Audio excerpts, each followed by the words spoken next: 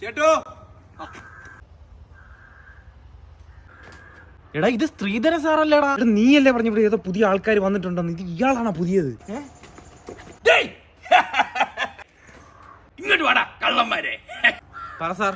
പറ സാറല്ല, ശ്രീധരൻ സാർ. പറ ശ്രീധരൻ സാറേ. നിന്നെയൊക്കെ പറഞ്ഞു പറഞ്ഞ മടുത്ത്. ഇനി വീണ്ടും ഞാൻ പറയണോ? അല്ല സാറിന് നമ്മളെ മനസ്സിലായ? ഞാൻ നിന്റെ ഇടത്തെ ചന്തിയിൽ ഞാൻ ചൂരലിനടിച്ച പാടിപ്പഴുണ്ടാടാ അജിൻ ജായി. അത് അന്നേ പോയി വീട്ടിൽ അമ്മ തൈലം തേച്ചെന്നായിരുന്നു. അല്ല ഇപ്പൊ എന്തോ പരിപാടി? നീയൊക്കെ 10ാം ക്ലാസ് ജയിച്ചടാ. സാറേ 10ാം ക്ലാസ് ജയിച്ചിട്ട് 10 കൊല്ലമായി കേട്ടോ. ഇനി അത് ചോദിക്കല്ലേ സാറേ? കണക്കിന് എത്ര മാർക്ക് എനിക്ക്? അത് പോട്ട് 25ന്റെ എഞ്ചൂടി പറ. 25, 50, 70, 100, 125, 150, 175. നിങ്ങൾ വിജയിച്ചടാ. ഞാൻ പഠിപ്പിച്ച ഒരു ഒറ്റ കുട്ടികളും പഴയിട്ടില്ല. അത് പോട്ട് നിങ്ങൾ ഇപ്പൊ എന്തോ പരിപാടി? സാറേ നമ്മളൊരു വമ്പം പരിപാടി ഇട്ട് ഇറങ്ങി. നമ്മളെ ചക്ക ഇല്ലേ വീട്ടിലേക്ക് ചക്ക, ബാക്കി പറയണ.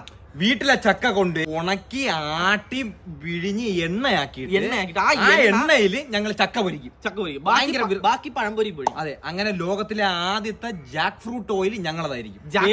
Jack oil. എന്റെ മക്കളെ എന്തോന്ന് ഐഡിയടാ ഇത്.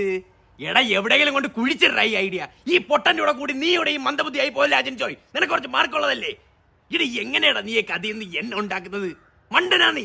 സാറേ അങ്ങനല്ല സാറേ, ചക്ക പിഴിഞ്ഞ എണ്ണ വരും സാറേ, ചക്ക എണ്ണ. സാറേ ഞങ്ങളെ 10 വർഷത്തെ പരീക്ഷണമാണ് ഈ ചക്ക എണ്ണ. അങ്ങനെ ഞങ്ങൾ സ്റ്റാർട്ട് ചെയ്യാൻ പോവാണ് സാറേ. അതുകൊണ്ട് ഞങ്ങൾക്ക് ഇവിടെ ചക്ക ഉണ്ടെങ്കിൽ ഒന്ന് കാണിച്ചു തരുമോ? ഓ 10 വർഷം മുന്നേ ഉള്ള. അപ്പൊ നീ 10ാം ക്ലാസ്സിൽ തന്നെ ഈ പരിപാടി തുടങ്ങിയില്ലേ?